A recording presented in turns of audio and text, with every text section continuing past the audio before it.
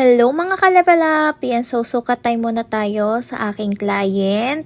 And kasi sabi niya, napapansin niya lumalambot na yung kanyang tiyan at yung mga dating masisikip na damit ngayon ay maluluwag na at yung mga hindi naman na isusuot dati ngayon na isusuot na. Ayan, so chinek natin and legit guys. Ayan, so check natin kasi ito yung pinanggalingan niyang sukat. So nakapagbawas na po siya ng 4 inches. Ayan.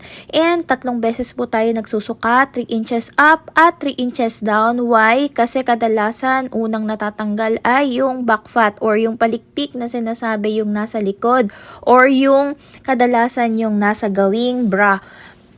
So yun, bumababa na siya. At syempre sa gawing puso naman, yan, so check natin yan kasi yan yung stubborn fats.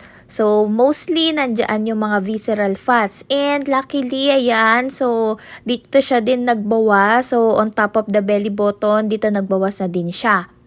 Nakabawas na siya ng 125 inches. And nga pala, pinagmo-monitor ko din siya every morning sa kanyang timbangan. At nakapagbawas na din siya ng 6.1 pounds. 5.4 dito sa amin kasi kakakain niya lang.